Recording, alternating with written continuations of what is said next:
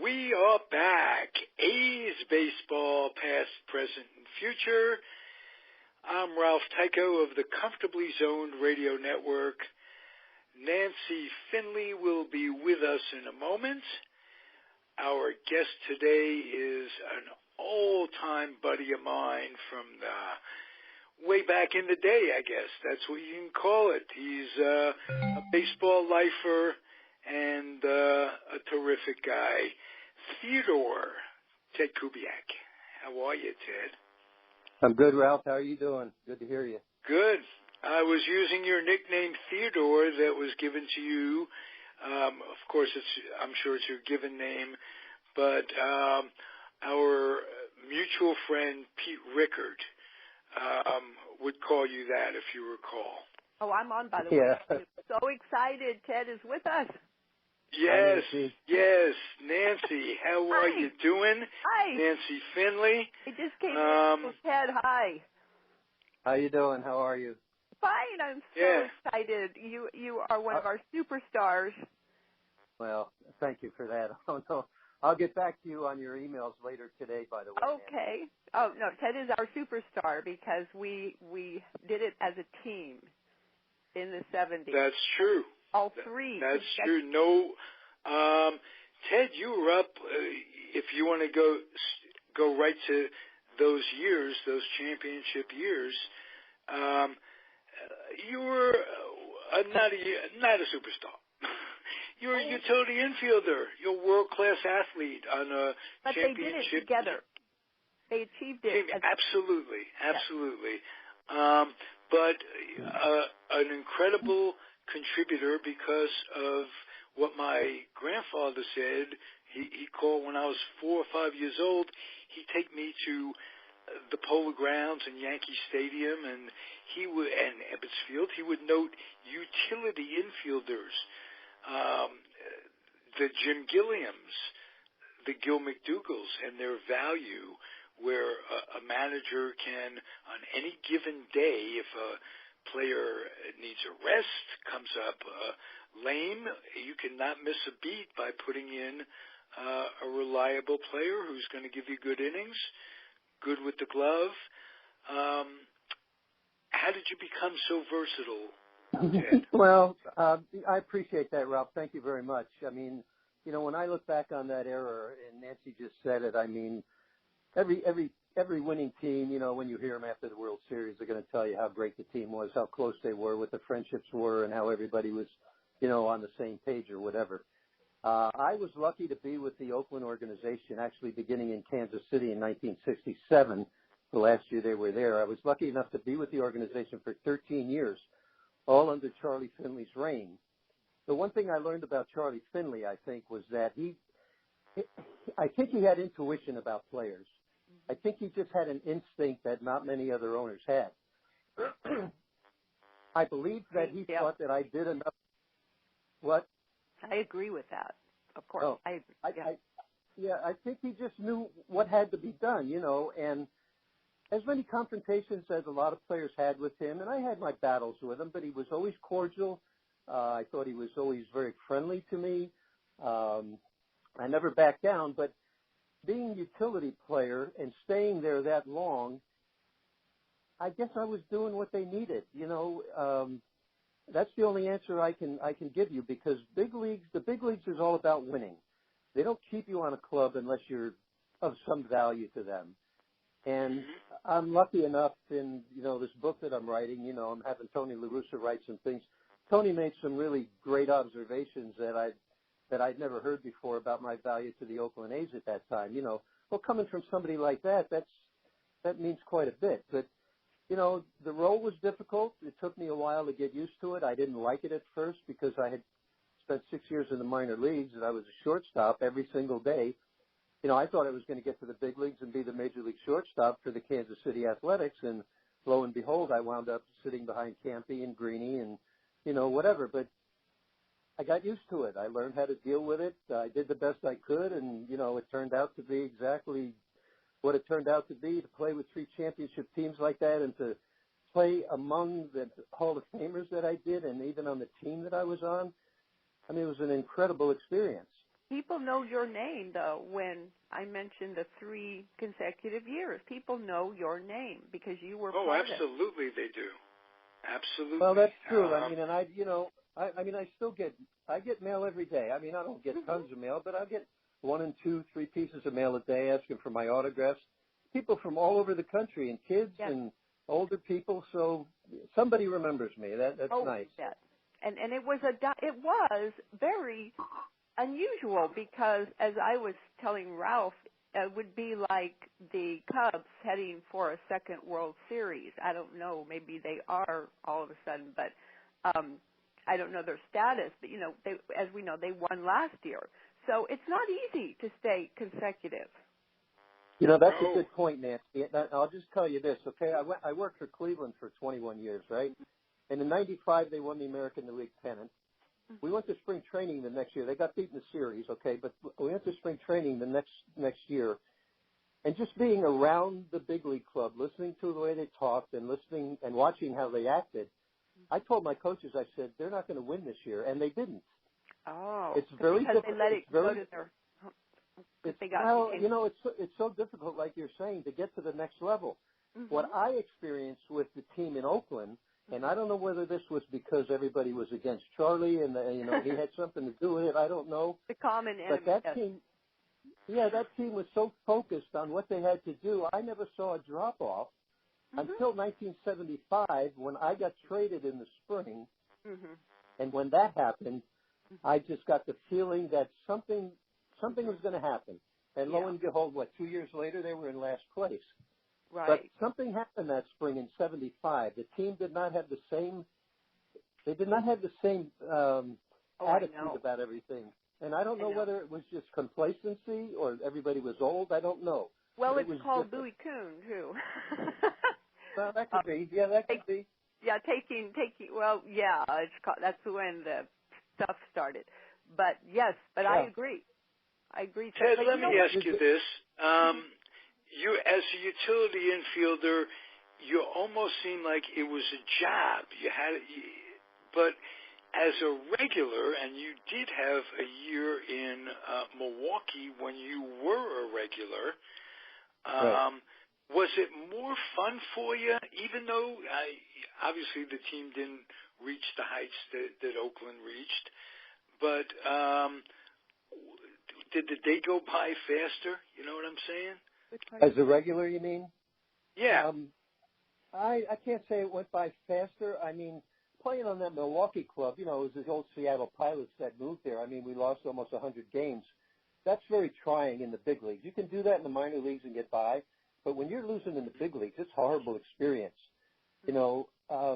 Everybody talks about, we're going to have fun, and we want you to have fun when you're playing.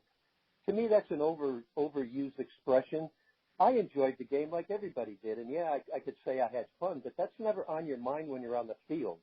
It's so stressful, and what you have to do, you're focused on just your mechanics and beating your opponent. I had sat on the bench for my first 3 years in the major leagues, 67, 68, 69, and I saw my abilities ebb. I was losing the skills that I had honed when I had finished my AAA season. I was ready to play in the big leagues. When I got traded to Seattle and then the team moved to Milwaukee, all I was hoping to do was play well enough to stay in the big leagues because I wasn't happy with the way I played shortstop anymore. I had lost certain instincts. I had enough to play, don't get me wrong, and I had enough to do well, but I was not the same guy. Playing every day was great. It's always great to have your name in the lineup knowing that you can get to the ballpark. And I always told myself, well, I could be the GOAT one day and the next day I'll be a hero. So you always have that. As the utility guy, and the way I finished games with Oakland, I was put in mostly at the end of the game in order maybe to satisfy myself or build my own confidence up. I used to tell myself, well, they think I'm important enough to be at that stage of the game. That shows and confidence. That's just how That's how I dealt with it. That's the way I dealt with it. Wow. Good, very good point. But overall, when you came to the ballpark, you enjoyed being a regular.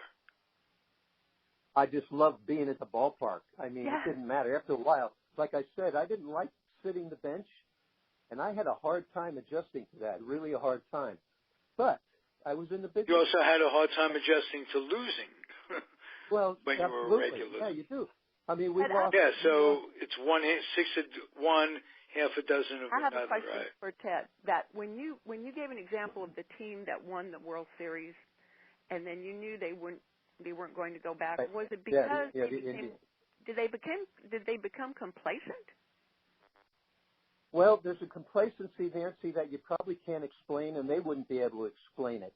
I know. But I know. Once you're in the atmosphere, okay, Mm-hmm. I can't explain what it was like to have to play with Catfish and Campy and Bando and Rudy and all of those guys. I can't explain that to anybody, but I can see it. I can see the difference. Yes. We didn't have the greatest players, I don't think, and a lot of guys will tell you that. Oh, I tried to play the game. Yeah. They were in the game. Their heads were in the game. They were smart. You know, Dick Williams came in at a time, and I'm sure he had something to do with it. But I always liken it to the fact that you're looking for leaders on the club. That Oakland club had 25 leaders. Every guy stood out on his own. Yeah. That's the way I look at it. And there wasn't a thing with egos. Wasn't it like?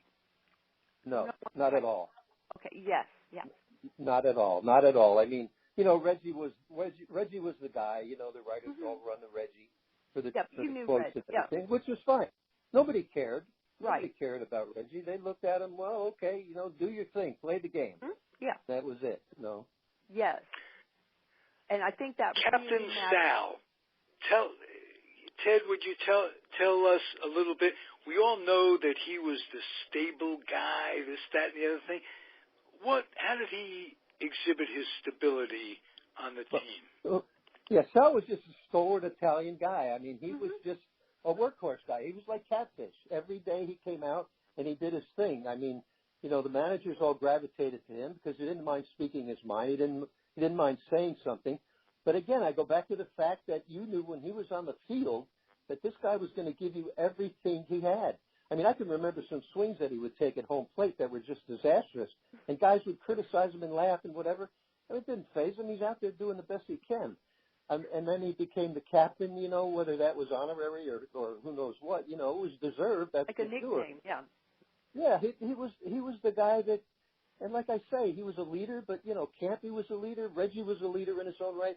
I mean, Catfish and Holtzman and Vita and Blue Moon, I mean, they were all leaders. When needed, they could leave. He just had to trust. What a superstar pitching staff. Yeah. I mean, every day you knew you were going to be in the game. And I'll tell you something about that staff. You know, we used to have meetings before the game to go over the hitters and everything. That staff was so good that whatever was determined how they were going to pitch to somebody, that's what happened. You don't get that today. Pitchers just throw now. They don't pitch. They don't locate. They use the shift now in the way that they probably have to. But back then, I knew where I could play because I knew where Holtzman was going to throw the ball. I knew where Catfish was going to throw the ball. And wherever Tennis or Duncan or whoever was catching set up, I knew the pitch was going to be there. So that tipped me off of where the ball was going to go. And that is huge when you're playing defense. Well, absolutely you think people huge. would do that now? That's amazing. Well, they do, Nancy. They try. They actually try. Yeah. They have more information now than they know what to do with. The thing is, they don't know how to use it. Oh. That's the problem. They don't know how to teach these guys how to play the game the way they should. I mean, and I think technology has come in. Is it on computer now instead of meetings? Oh yeah. Yeah. There's computer printouts and everything. You know, they've got all kinds of.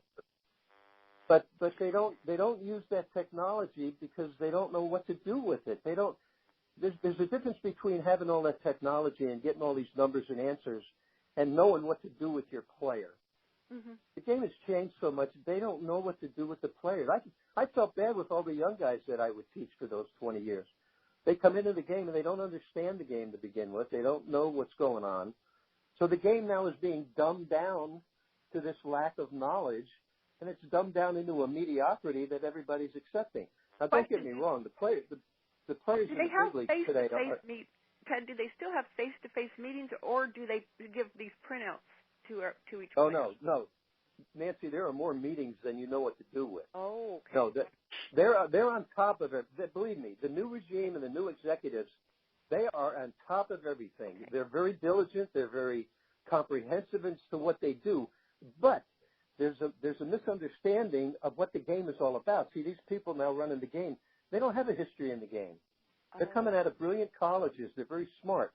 Sports is different. You have to know what it's like to be on the field. A sports what it's like to be in the dugout. What it's like to be in the clubhouse. Yeah. Mm-hmm. Yeah. So there's a difference there.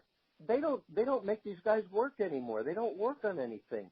They think they're working too hard, and that's the reason there's injuries. That's the reason they're not playing well. So they think they need to give them more rest. That is such a falsehood. I can't believe it. Wow. Ted, I have a theory. All these players playing out of traditional position, say a second baseman playing right field, short right field, this, that, and the other thing, could it be that they're performing, they're trying to throw from different angles, trying to catch the ball from different angles? Could that be contributing to injuries?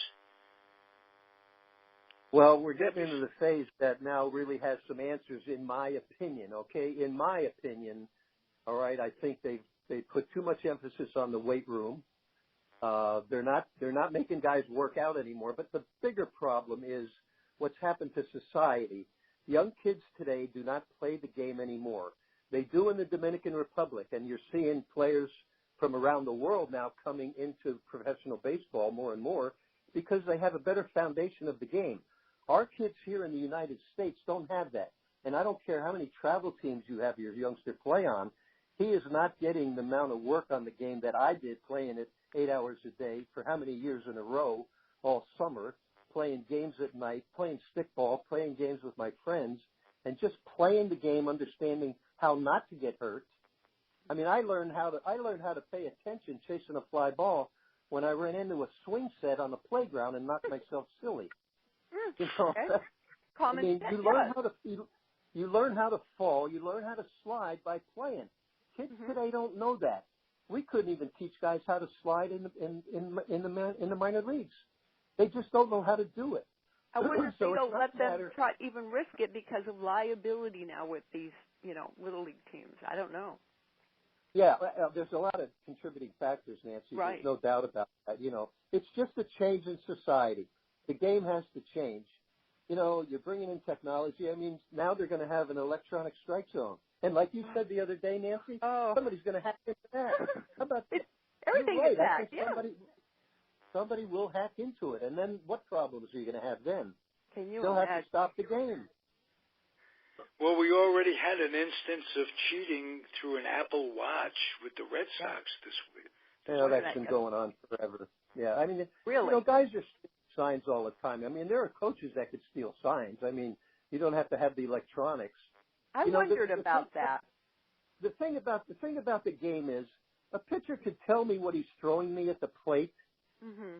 It's up to me to hit it. That's the difficult part. Mm-hmm. The game comes down to execution on both sides.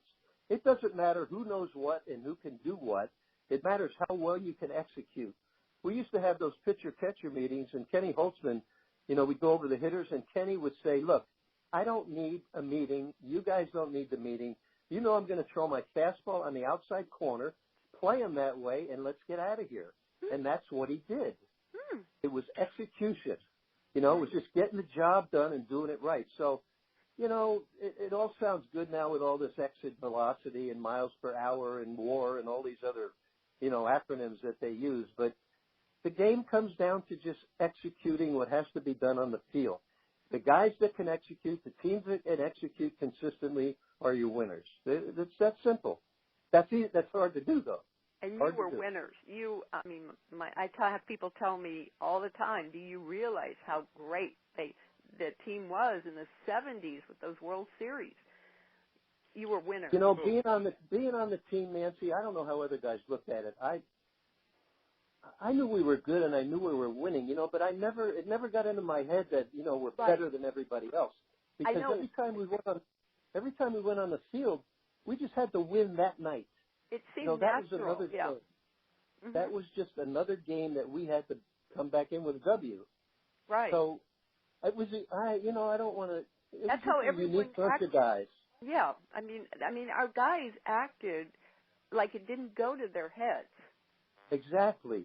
And you know what? You know what's interesting? Here's an interesting point. Okay, we've had a number of reunions, and every time I go back and see the same guys in Oakland up there at the Coliseum, and we just sit around and we're talking and whatever. I see the same competitive nature. I see the same warriors. They have the same personalities. Of course, it's a lot less now. It's not as stringent, it's not as strict. But if they could get back on the field again, I'd go again with them. I would bet on them again.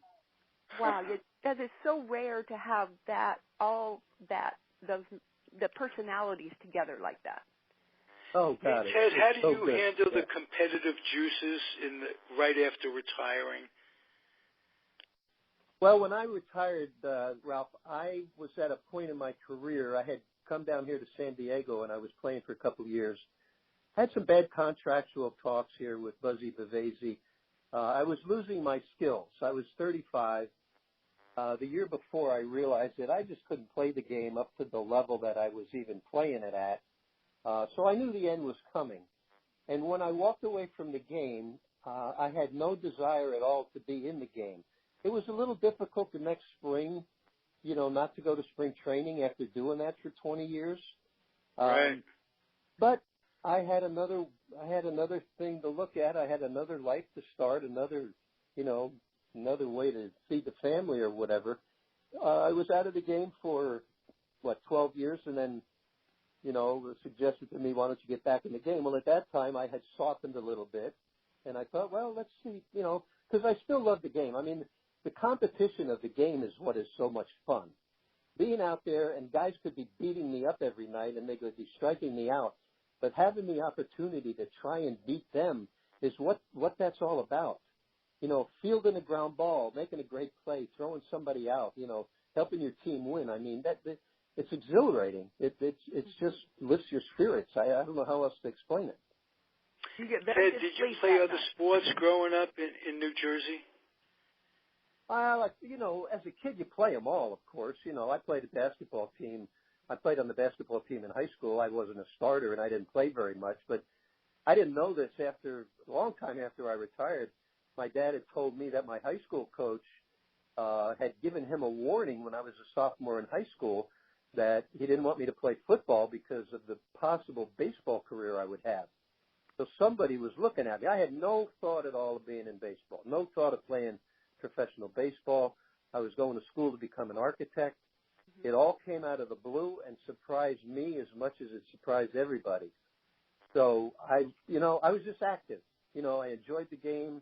I played a lot of baseball. Of course, in the winter, you play football, you play basketball. We used to go into the gyms at night, but I was active all the time. I was learning what athleticism I had and honing it all as best I could. You weren't being forced into a little league and forced to go to games. No. Okay, yeah. No. Our little league games, all the little league games I played were under the rules of the major leagues. I mean, there were no, not everybody had to hit. Nobody ever, there weren't different levels of play. There was no T-ball. I was 7 or 8 years old playing against almost 13-year-olds, and you just dealt with it. You lost the game, you went home because you had homework, Yeah. And you learned how to fall. Hey, Ted, is your father-in-law Irv Noren? Did I read that somewhere years ago? Yes, he is. He's 93 right now. I'm going to see him Saturday. He loves the horses. We're going to. Oh my God! Would you? As you may remember or not, from New York, grew up worshiping, not rooting for, but worshiping the Yankees. And Irv Noren, Nancy, played on 5 consecutive world champions. Really? He was an excellent player. From 1949 to 1953. During that? He was a Yankee during the 5? He was a Yankee. He was on the Yankees on that great the first great dynasty of my youth. Wow. Which was the. I'm trying to digest this. And then, Ted, you were on with the 3 in a row. Wow. What a family. Right. That's pretty cool. Wow. And you're going to see him. You're going to see Irv on. Would you pass on my regards to him and ask him if he'd like to come on any show that he'd like on my network? I'd be honored. He would love to. Yeah, he would love to. Would he really?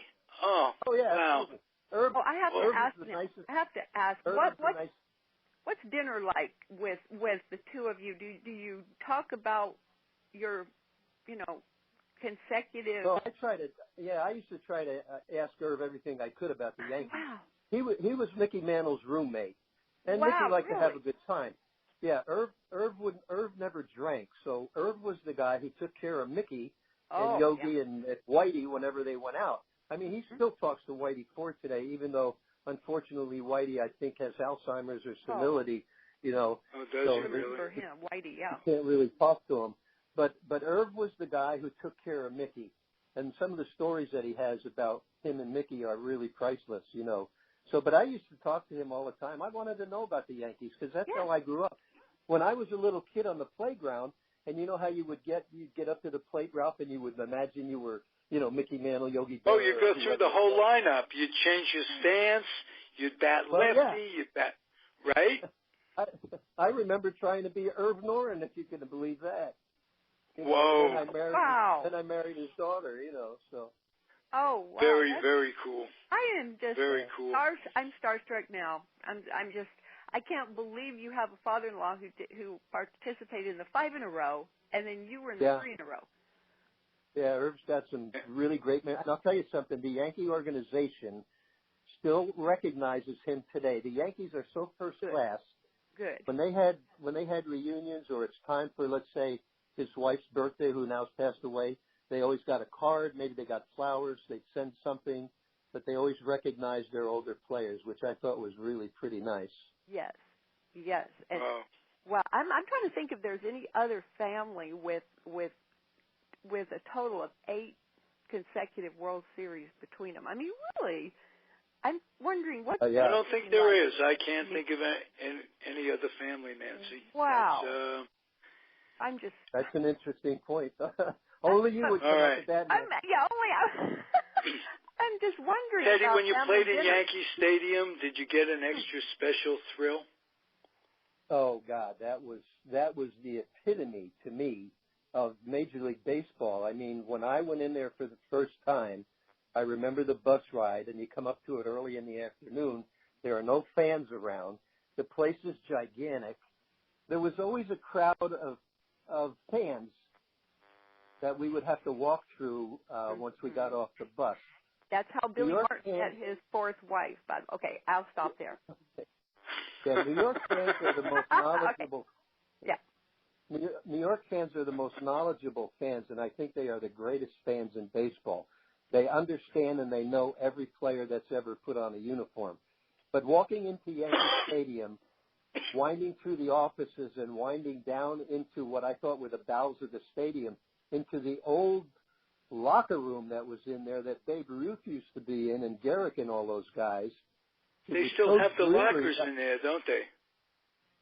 Well, it's different now. They've kept some of those old lockers, I'm sure, someplace in there. From those guys. Yeah. Yeah, probably. Yeah, I think so. But then walking out onto the field and just being on that field, looking up at that big frieze that went around the field that was so iconic, I mean, it's cavernous field. It was unbelievable. I mean, to play on that field was just, I don't know how you explain it. Unfortunately, the field was horrible. So the playing surface was Ted, not good. Did you ever hear this sound? Now batting for the Yankees, number 25, Irv Noren, number 25. It was one of the iconic voices. What was it? Bob Shepard, right? Bob Shepard. Yeah. Bob Shepard. Yeah, he taught language, I think, at St. John's or one of the New York schools. He did indeed. He was a language professor at St. John's, and having him, I remember him announcing players when I was a kid going to a Yankee game, and how great I thought that voice was. Mm-hmm. Absolutely. And Derek Jeter actually had a tape made of the last time that Bob announced him at the plate, I guess. So Mantle, Yastrzemski, a bunch of guys, Reggie, I think they all felt the same way. That was part of Yankee Stadium. There was no doubt about it. I'm just learning so much sitting here listening. I'm in awe. Terrific. Hey, listen, will you come back, Ted, time and time again? Because anytime, you're tremendously entertaining. And when you're with Irv, I'll call him Irv, Mr. Noren, how about that? When you're with him this weekend, give me a call and we'll set up a time when the three of us can talk on the air again. Okay. All right, I will do that. Beautiful. Go over there. Do you mention him? Does he write any quote in your book? No. Nothing. No. Oh. It's not, he wasn't part of it. I mean, I didn't get into anything in the big leagues. I mean, he was a coach for us at the time, but I kept away from any. Like I told you, I don't have any tattletales in the book at all. It's all. But does he write what a great son-in-law you are, or anything? I mean, I hope he would say that. I don't know. Oh my gosh. Nancy, you're a supportive mama. Let me tell you that. Thank you. I'm just still in awe. Okay. I'm quiet. Okay. We will talk next week, and we have some changes. Little change. We're going to change the name of the show, Nancy. Oakland Sports, Past, Present, and Future. That won't hurt your feelings. Good. No. And we're going to bring somebody in, too, who is, I think, if I'm not mistaken, an acquaintance of yours. His name is Jerry Fietelberg, and he has won awards as the most outstanding A's fan going. I did a little thing on tape with him that I'm going to attach to this interview. How long have you been a fan? Way back. You guys are going to have a lot to talk about. Okay. So, I'll trust you. Okay. Oh, trust me, of course. That's Nancy, remember to say the words over and over again in your head. Trust Ralphie boy. Yeah, okay. Yes. All right. So, you say. Okay, Ralph.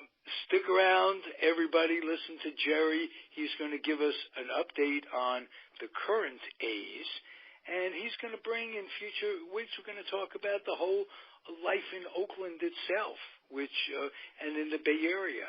And so it's not just all sports, it's life, Nancy. It's life. Okay. You're happy?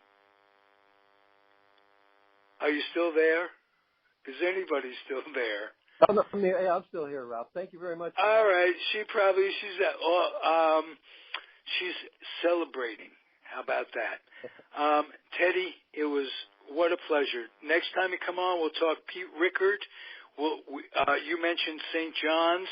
You coached or you managed in the Cal League against a friend of mine from St. John's. I don't know Howie Gershberg coached in that league with the Angels. I don't remember his name.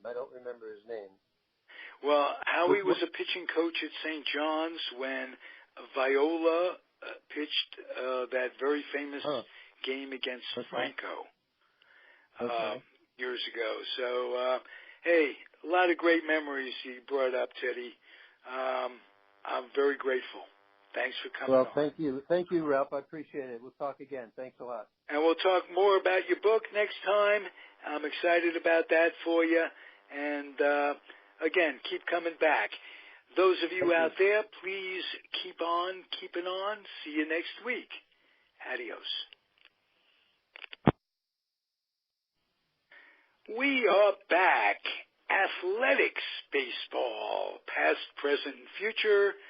My name is Ralph Tyko with the Comfortably Zoned Radio Network, and I have the privilege, we had Nancy Finley, the co-hostess, is not with us. Patrick Tracy, co-host emeritus, is on the disabled list, and I'm flying solo today. but I have a terrific guest and a terrific announcement. Jerry, the only thing I'm worried about is the pronunciation of your last name. I don't want to mess it up the first time I have you on. I will do it for you, Ralph. It's pronounced Fietelberg. Fietelberg, Jerry Fietelberg, who is going to join our booth as the third person. He is one of the most passionate, knowledgeable fans I've ever met. He's an A's aficionado from way back. He's had a connection with the club. He's worked with them on their training staff. He was brought in the 90s by former trainer Barry Weinberg, who went on to St. Louis. And I guess that'll be my first question, Jerry. We attempted to go with the boys when they basically went to St. Louis, McGuire and McKay and all of them. Did that ever occur to you to accompany them? No, I wasn't about to leave the Bay Area. Love it here too much. Good. Good to hear. You're an Alamedan and have been for longer than me. I've been here, I think I said 23 years off the air. My son was 2. He's 27, so it's 25 years in Alameda. And we're right across the bay from San Francisco. Couldn't ask for a nicer place with a progressive mayor. And weather-wise, it's the best in the Bay Area. And we are building a culture of some folks who are with the times, and I'm loving it. And you've seen a lot of it. You've seen it develop. And Alameda has always been Oakland's sister city in terms of the A's. Can you remember how many people, how many players lived in Alameda over the years for the A's? Yeah, I remember several years ago, Mike Bordick. Remember the shortstop Mike Bordick that was with the club? I do indeed, yes. Yeah, he lived out here. Rick Honeycutt was a specialist with a left-handed specialist with Tony La Russa back in the 90s. He lived on Harbor Bay, and I think Terry Steinbach lived out here also. As far as the current guys, I'm not sure who's living out here. Most of them tend to live out probably in Walnut Creek or Danville area these days. Right. It's a nice, easy commute, isn't it? Right. It doesn't take but about 6 hours to get from Contra Costa through that tunnel. What is your earliest experience with the A's, being an A's fan? Were you here in '68 when they moved out? No, I was living in Los Angeles at the time. I moved to Alameda in 1980, and I think my first real experiences were in 1981. The Haas family had taken over. They replaced the sound system in the stadium. Billy Martin was brought in to revitalize the team, and they did. And, of course, in the 81 season, they had the strike in the middle of the season, and the A's won the first half of the season, and they sort of stumbled into the playoffs. And the Yankees went and faced the Dodgers in that World Series, and I think the Dodgers won that series. And that was my first exposure to the Coliseum and to the Oakland A's. Did you grow up in L.A.? No, I grew up in Boston. The Red Sox were my first team, and I have to say I spent a lot of my youth sitting in Fenway Park and watching the Red Sox in the 50s. It was, in those days, it was much easier to go to see the Boston Braves play. And I was very fortunate to see Jackie Robinson play.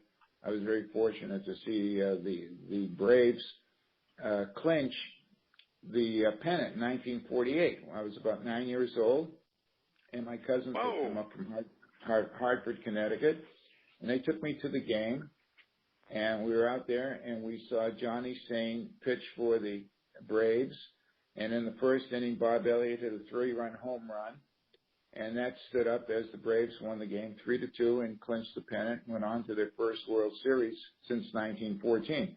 It was 34 years. And, of course, they lost to the Cleveland Indians. Of course, in 1948, the Red Sox... And that was the year of Spahn and Sane and Pray for Rain. That's right, Spahn and Sane. Well, they had Vern Bickford on was the pitcher in those days, too. And so they did very, very well. Things were different. The pitchers were expected to go 9 innings in those days. They weren't expected to go 5 or 6 innings like they are now. But speaking of pitchers that completed games, you mentioned 1981 when Billy Martin came in. There were 5 guys, Kingman and those guys. Theo, Mike Norris. Right. An incredible amount of innings. And it's gone from that to an awful lot more injuries, it seems, than days of old. Is there, and very few complete games, inordinately low amount of complete games. Of course, specialized bullpen, this, that, and the other thing contributes to it. This isn't, I don't think there's a right or wrong answer to this. It's just, at this point, it's opinions.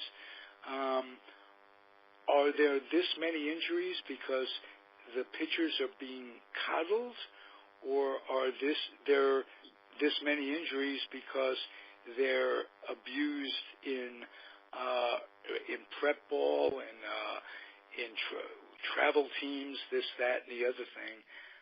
What do you think is the source? And again, it's just an opinion. Well, I think there are 2 factors involved. Yes, you're right. I think when the kids are starting to throw curveballs at a much earlier age these days. They're throwing curveballs and sliders and cutters in Little League ball. And they shouldn't be doing that because it puts stress on their elbows. Also, when we were kids and we talk about the old-time pitchers back in the 40s and 50s, Robin Roberts one year had 39 starts and 26 complete games. The pitchers were expected to go 9 innings, so they developed the arm strength that's necessary to do it. But they only had 3 pitches in those days. They had a fastball, curve, and a changeup. They didn't have the cutters. They didn't have the sliders. They didn't have, although Warren Spahn threw a screwball, they didn't have the fancy pitchers that put all this inordinate stress on the elbow. And a lot of them in those days, when they got hurt, they were done. Now, with Tommy John surgery, they can come back and resume their career. But they now have pitch count. They have things. They're watching the pitches. They're trying not to get them hurt. And yet, it seems that the rotations, there's so many injuries, it's unbelievable. And if you look at the age rotation this year, all the starters have been on this disabled list at one time or the other this season. Right. Do you think that trading Gray was a good idea for the A's? No, it wasn't. No, I'm going to be quite honest. It wasn't. They had control of him for 2 more years, this year and 2 more seasons. They didn't have to trade him, and they didn't have to do a salary dump. Yeah, he was going to go to arbitration at the end of the year, and probably they were going to have to pony up maybe $15 or $16 million a year. But he was their best pitcher. He didn't have a lot of support, but he was their best pitcher. And unfortunately for the A's, they're stuck with a rotation. They have a guy in there who's 36 years old, he was a journeyman pitcher at best. And in the last 3 or 4 outings, he hasn't gone more than 3 or 3 1/3 innings. He gets knocked out of the game, and they find themselves behind the 8 ball. And so, yeah, Gray should have stayed. I know that Gray should have stayed. Alonso should have stayed. Yeah, I would. Well, again, I'm not unhappy. Alonso would have been a free agent. He wouldn't have cost them a huge amount of money, but they got Matt Olson. Olson's got 14 homers on his resume so far, and he's only costing them the minimum salary. They have about, if you look at their roster, I don't think they have more than 3 guys making a lot of money. Almost everybody else is making the minimum. So they have a very low payroll, and that's due to the fact that their revenue sharing, they lost 25% of it this year, and they have to cut down. They have to cut down, and they're doing a great job of cutting down. If they had their ways, they'd have all 25 guys on the minimum salary. Which bodes well for them as a business because they've been profitable over these last 10 years or so. They've turned a profit. And what it doesn't bode well for is the fans. I think what with the upcoming stadium all but a reality at this point, where it's going to be is another question. I think it will get a lot of fresh money, an infusion of it. They're going to want to build make it coincide when the stadium opens. They're going great guns. And let's face it, both Alderson, who went on to the Mets, and Bean they've worked with very little revenue, and they've been competitive more often than not. And you have to give Bean an awful lot of credit. He made a decision, as did you, to stick in the Bay Area. He's now got a piece of the action, a piece of a team that, what with the new stadium being built, is whatever amount of percentage he has, that's going to go up in value unbelievably. So he's doing all right for himself. He's like trying to juggle. That's very little money. Am I on the right track? Do you think there'll be an infusion of bucks into the system once it gets going? Well, yeah. The thing with the new stadium, the new stadium is going to be great. It really is, because, as you know, the Oakland Coliseum, it's not a baseball stadium. It's not a football stadium. It's just doesn't work for either sport. But the new stadium will be totally baseball. However, if they don't put a winning team in there, people still aren't going to come. So they'll come once or twice to see the new stadium, but if the A's don't win and the product on the field is not very good, they're not going to spend their money. There are too many other things to do in the Bay Area. So that's number one. Now, the A's business plan, their business model has been to seek out undervalued players that other teams don't want. And, they'll get a guy like a Jack Cust or a guy like Matt Steers who can come in. They had Geronimo Baroa. These guys were the Hattenbergs of their existence. Yeah, the Hattenbergs, right. These guys who come in and they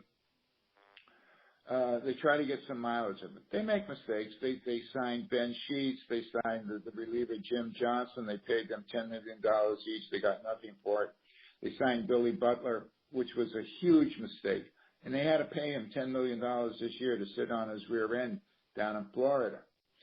But, that's going to happen when they have this business model. And then they have prospects. Occasionally they get lucky. Go back to 1999. They had 6 losing seasons from 93 to 98.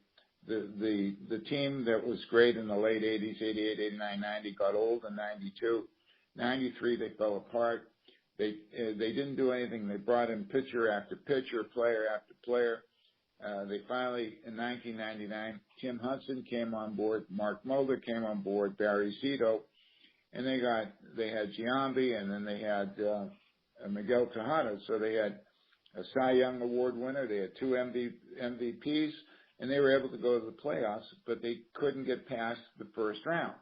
So, but they were good and they were competitive. And in 2006, they went to the AL championship round, and they lost to the Tigers. They were swept by the Tigers. And that's been their business model. Anytime a player is going to get expensive, they trade him. They traded Josh Donaldson. They had more time to control him. But the big trade that started their downfall was in 2014. Bean defends it, saying that by getting John Lester, he felt they would get to the playoffs, and that Cespedes wasn't that important. He was wrong, in my opinion. Cespedes was that important. And he went to Boston, then he went to Detroit, and then he found a home in New York. But the A's downfall started with the trade of Cespedes. They went into that spiral at the end of the year. They barely made the playoffs, and they lost the one-game playoff to Kansas City. And so they were in last place in 2015, last place last year, and they're going to be in last place this year. And so they jettisoned a lot of the players.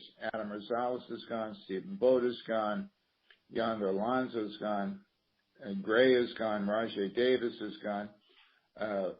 They held on to Matt Joyce, and they held on to Jed Lowry. And Chris Davis. Chris is giving them one hell of a year. Chris Davis has been a bargain. He's not. I don't think he's making that kind of money. He should get a bump up. You know, he's got 37 home runs and he's got 96 RBIs. He is producing. There's a month left. He produces. There's nothing wrong with Chris Davis. But they decided to go with Chad Pinder, Matt Chapman, Matt Olson, Bruce Maxwell.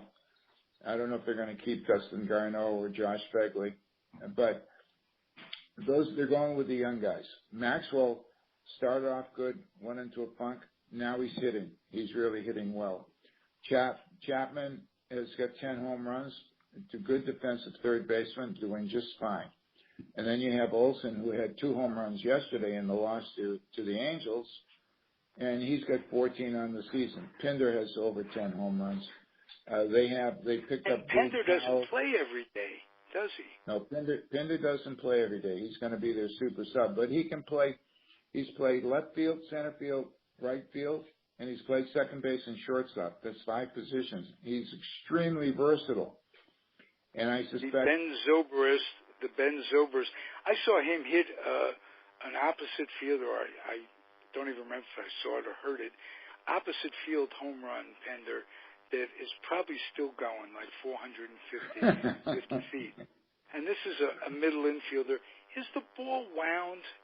Are you guys in the press box and talking about stuff like that? Has it become obvious to those who watch a lot of ball? And not really, but I do think that the pitchers have had a couple complaints. Johnny Cueto and Jarrell Cotton have developed blisters this year because of how tightly wound the stitches are on the ball, and that may be a factor. But I don't have any scientific expertise on the ball, whether it's wound tighter or juiced or whatever, except for the fact that more guys are swinging for the fences because of the shift. You remember when we were kids, when we were playing ball, and you had 2 strikes on you, they told you to shorten up on the swing, choke up a little bit, and hit the ball through the middle to get a hit up to center field. Well, they take that away when they go into the shift. And so the guys aren't putting the ball in play, so they're either striking out or hitting home runs these days. Well, I don't know which came first, the chicken or the egg, but all the little nuances of getting the runner over, of just taking a ball to increase the pitch count and stuff, it's all out the window. It's either swinging for the fences or nothing at all. And when was the last time you saw a bunt? How many bunts are there? The A's have bunted 10 especially times. in the American League. Now you follow the A's. Would you prefer if they could go back, and they never will? Would you prefer that there was no designated hitter in the American League? Do you think it takes away from strategy? Yeah, yes and no. Yes, I personally like the DH. I'm an American League guy. I loved it when Big Papi was DHing for the Red Sox, and I like the game. I think it's that yes, they're going to score more runs. Yes, there's less strategy. There's no double switch. There's no bunting like there is over in the National League. And I know that the purists like to have it that way over in the National League. And, I'm sort of on the fence. Yes, I like the DH, and yes, I like the baseball the way it was. Do I have a preference? Not really. That's very good answer. It's baseball. You still got to get 27 outs, no matter how you slice it. And I think it's just more difficult in the American League because they have an extra hitter rather than a pitcher. Okay. Jerry, it's not often in a team's history where they make coaching changes in mid-season, or a team will, and not managerial changes to go along with it. And the A's fired or agreed to part ways with Curt Young earlier in the year. And I want to ask you what precipitated that. How do you what happened? I have no idea what precipitated the change. Curt Young had been the pitching coach here for many, many years, and I thought he did a fantastic job over the years with all the pitchers and coming through. And I don't know if it was. I don't think it was Bob Melvin's decision. I think it was either David Forst or Billy Beane that made the decision that he had to go. Yeah, okay. And I to this day I haven't gotten an explanation other than I was sad to see Curt go because he's a good guy. He really is. And I was sad to see Washington go as well, not because he's either a good guy or a bad guy. I don't know him, but what a hell of an instructor he was. Chavez gave him one of his Gold Glove awards. Credits everything he turned into as a fielder to Washington. And he went back east, presumably to be closer to his home. I think he was from Louisiana, if I'm not mistaken. Yeah, he lives in the world. Was there anything else besides that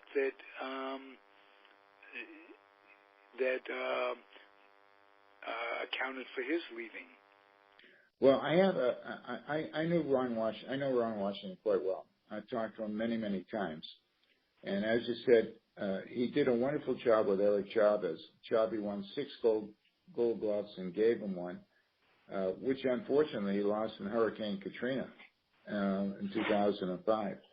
But I think they replaced that. I think Rawlings recreated the award, much to their credit.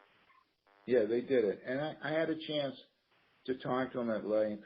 He loves, when he worked with Marcus Semien, you remember Semien came over in 2015, and he had a terrible year. He made 36 or 37 errors, and in 2016, it was much of the same. But Washington had come over and was working with him. And he would go out, and I was watching him work with him. He worked on his footwork. He had gloves that he put on his hands, so to get big oversized gloves to work with that and to get his fielding down, so be able to pick up the ball and get his feet right and get his footwork. So in his throwing angle to first base, and he worked with him every day. And Semien was, to his credit, was a great learner. And he cut down in the second half of last year. He cut down. Now, as to why Washington left, Ron, as you know, won 2 American League championships with the Texas Rangers, 2010 and 2011. And unfortunately, I was rooting for him to win the World Series in 2011, and he almost did. But the Cardinals came back and they took the last 2 games to beat him. And I know he wants to get back to managing. And so the Atlanta job, I think he might be the bench coach in Atlanta. We'll give him the opportunity if a vacancy would come up that he could get back into being a manager. I don't think he felt that he was going to be appointed manager here because if you recall, when they got rid of, I think it was Ken Monka, and they hired Bob Guerin, Washington was the man for the job, and Billy Beane didn't hire him. And I think he felt very Wasn't hurt. Darren a boyhood friend of Billy Beane's? Stood up for him when he got married or something? Yes. And Guerin was here until 2011, and then he got fired mid-season. And then Bob Melvin came in. Bob Melvin's done a wonderful job with the A's, given what he's been given to work with. He just doesn't have the horses. And we haven't talked about the pitching rotation yet, starting in bullpen, which is, in my opinion, a disaster. Is there anything to build on from that pitching staff? Is there anybody you could say 3 years from now will progress, will still be here and contributing big time? Well, they have two guys at the moment that may be here. Kendall Graveman, that came over in the trade from Toronto for Josh Donaldson. Graveman pitched very, very well. Looked like he got the message last year and was terrific the second half of the year. This year, as you know, he's been on the DL. He had 2 stints on the DL, and he at times has been okay, but he hasn't shown that consistency to go out there and give him 7 innings, 6 innings, 7 innings every outing. Hopefully he'll round back into shape in the 3 or 4 starts he's got left before the end of the season. So I think he might be here.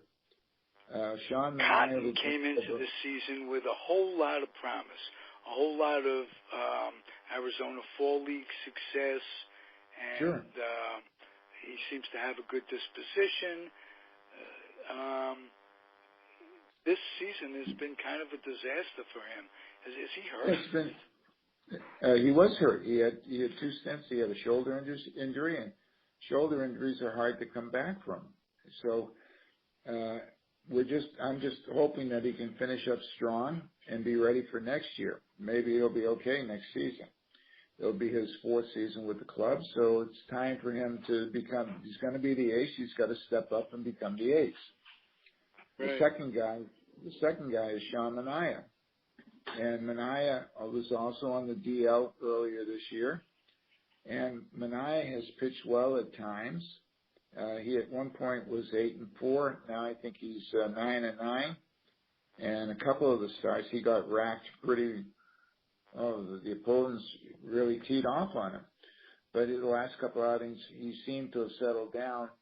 Can't tell if it's fatigue, because we're at a point of the season where these guys are getting close to 200 innings, and they're running out of gas.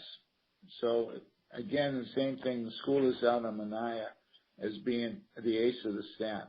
He's probably on most staffs, like both these guys, will be a number 3 or number 4 starter somewhere else. But for the A's, they got to be number 1 and number 2. Jarrell Cotton came up last year and was pretty good. This year, he's been very inconsistent. So I'm not sure about him. You know, he's young. He's 24, 25 years old. He's been shuttling back between Nashville and here. I hope that he seems to lose command, or his changeup doesn't work or whatever, and he's been belted around. I think he's 7-10 for the season, and I'm sure they'll take a long look at him in the off season and determine whether they want to keep him or move him somewhere else. Do you think that the firing of Young might be contributing to the erratic years these guys are having? Possible. Pitching coach and philosophy. Yeah, sometimes it happens. I was with the club in '98, and on the last day of spring training, they fired Bob Cluck. I don't know if you remember that. And they brought in Rick Peterson. And Peterson had a totally different philosophy than Cluck. And then, of course, in '99, when they got Tim Hudson, the work that Peterson put in with Hudson showed. So sometimes a change. Now, that was a trade that or not matching him and coming up big on his contract, that tore the heart out of that pitching staff and out of that team. Hudson was a gamer. Hudson was a gamer, and he went to Atlanta, had many good years at Atlanta. Mulder came up, and he was good, and he went to St. Louis. And of course, Zito went to San Francisco and had mixed success in San Francisco. Barry, ironically, I think if it weren't for Zito, they wouldn't have won that first championship, the Giants. Right, he came out of the bullpen. Right. And 1 year he was and you got to give that guy a lot of credit because he took a lot of abuse in San Francisco and did he come ever? back. I will give him a lot of credit.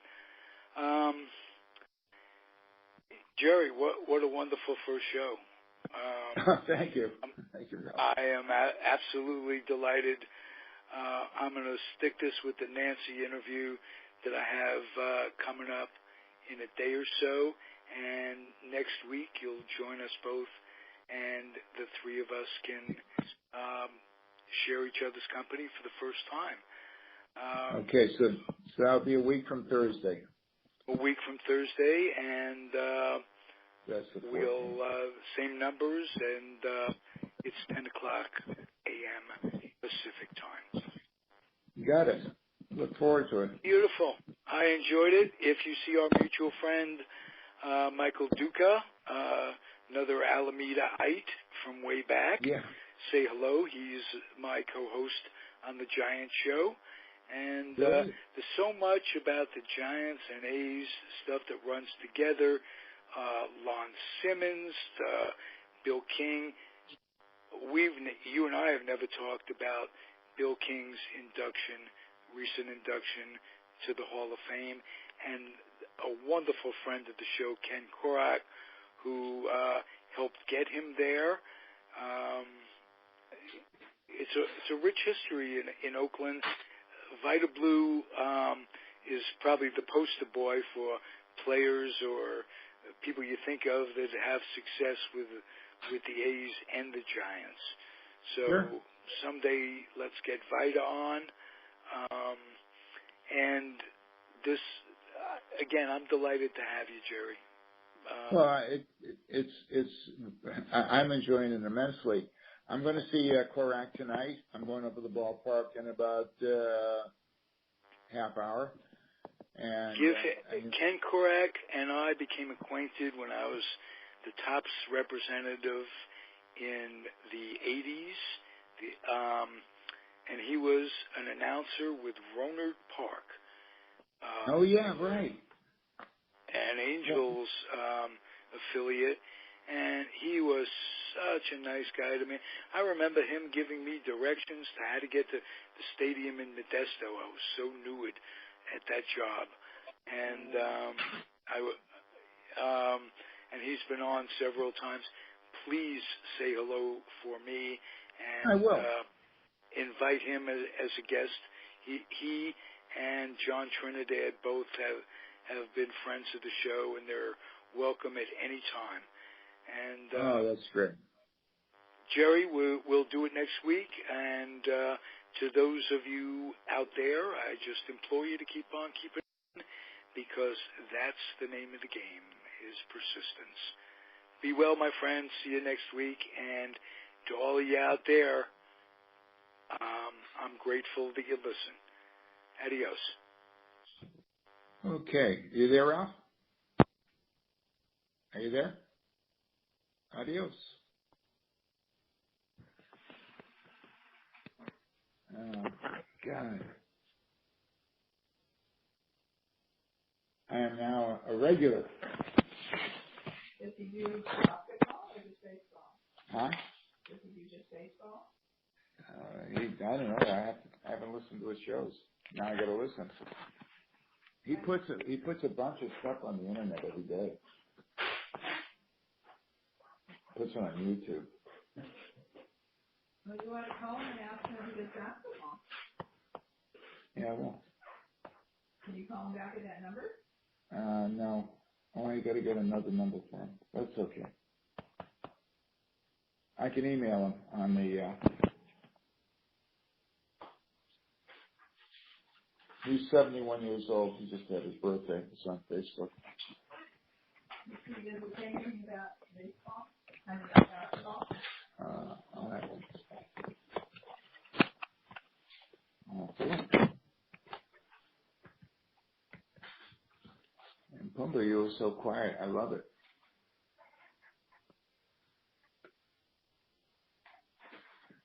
Oh, Ruth Sless just posted for the first time in a while. Who? Ruth Sless. Oh, what did she say? She posted a geography quiz. Okay. I'll let that go. Jen Turk. Oh, Jen put a photo on there.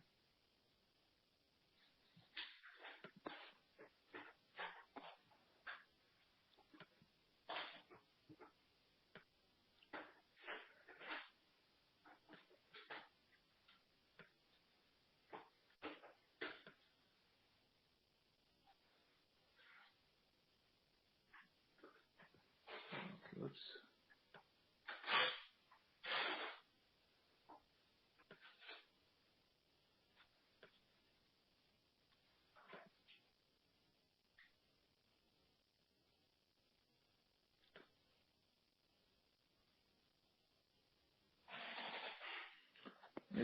He says, my name is Ralph Tyko. I've been producing podcast radio since 2012.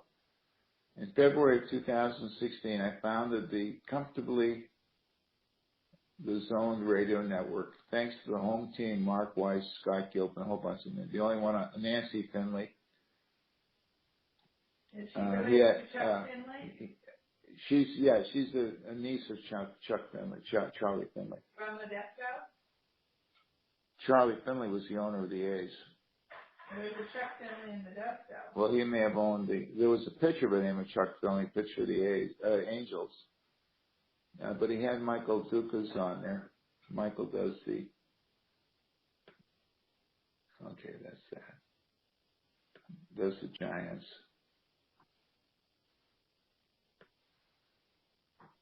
I guess I'm pretty well into the A's. Okay. In this edition, the last one he did, he discusses the book being written by Cindy James about Jackie Robinson and his lifelong friendship with Ron Rabinowitz. Gary Sarnoff and George Case III discussed their experiences with SABRE. That's a Society for American Baseball Research, which I just joined, and I got the book on Iowa Borders. And he did one with Wayne Unger, Florida's newest resident.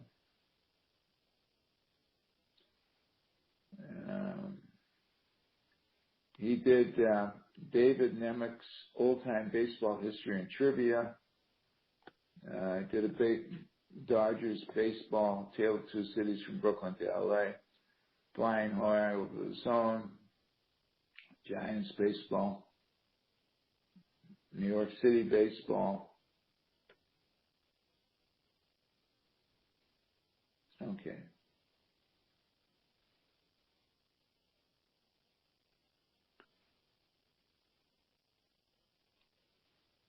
Okay, so yeah, I'll send them an email. I think I'll do that now. I'll send them a message. And where's message? Why can't I send a message? All right.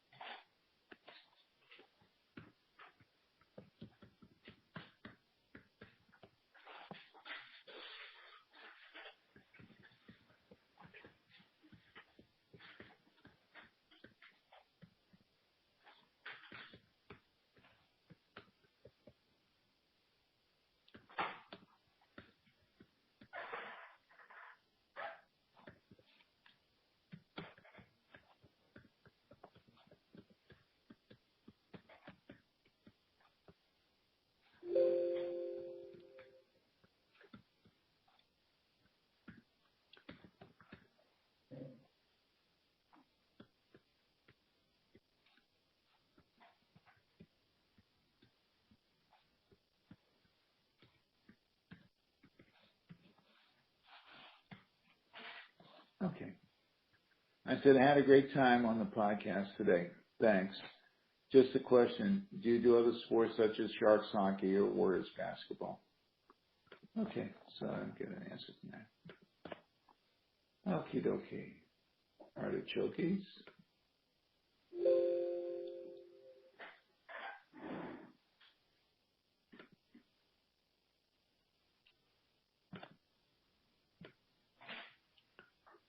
Okay. 84. Shit.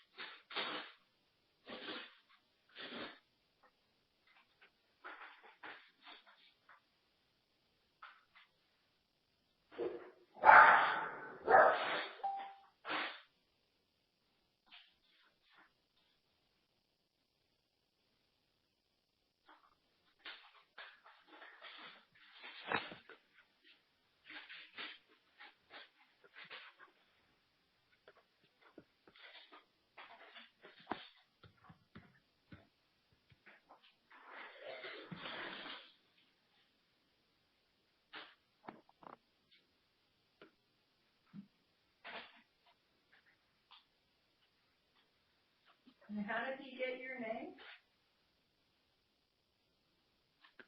Because I posted on there that I had threw out the first pitch. Maybe he's reading the stuff that I post.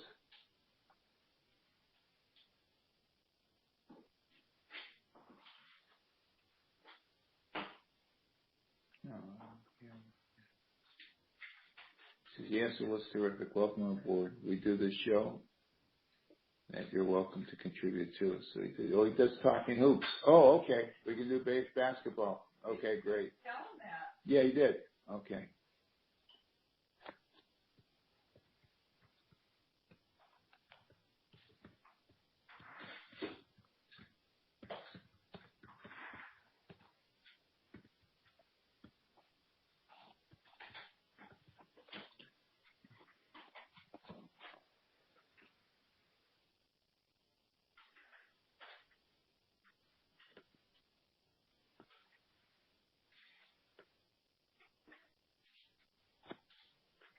Okay, I got a kid knocking.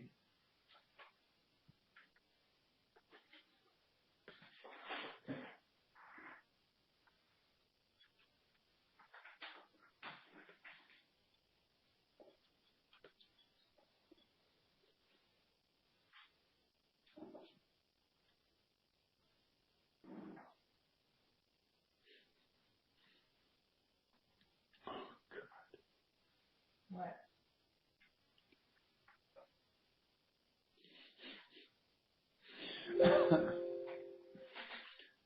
This is Walmart Airlines. I'm going to send this to you. It's totally gross, but you'll like it.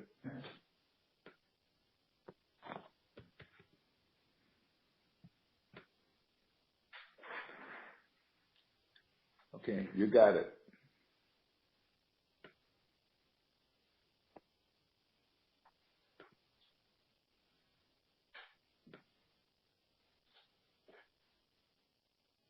Thank you for the water, too. Well, you sounded like you're getting dry.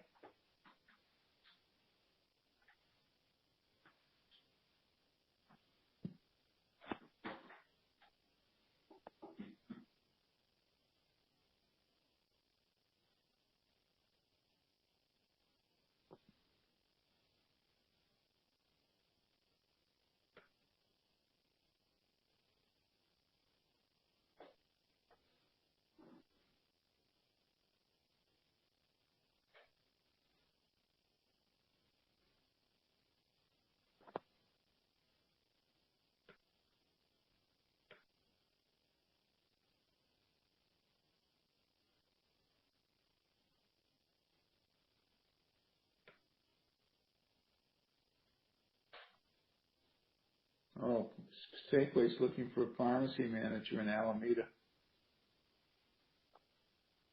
Don't think so.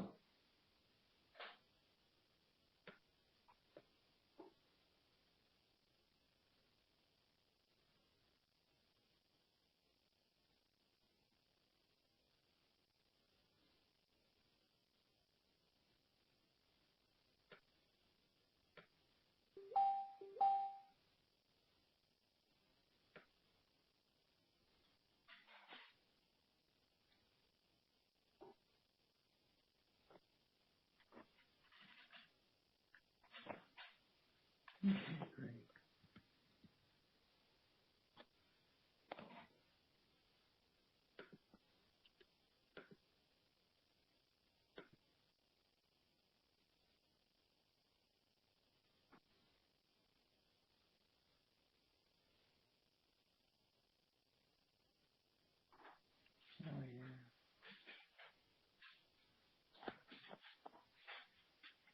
Fairmount Park.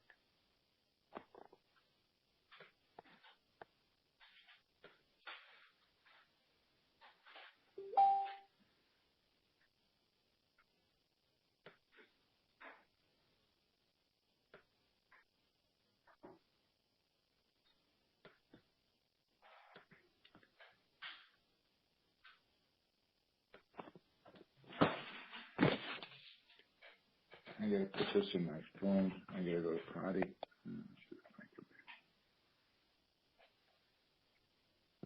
Did you tell him that you, Yeah, he said what he does is various sports.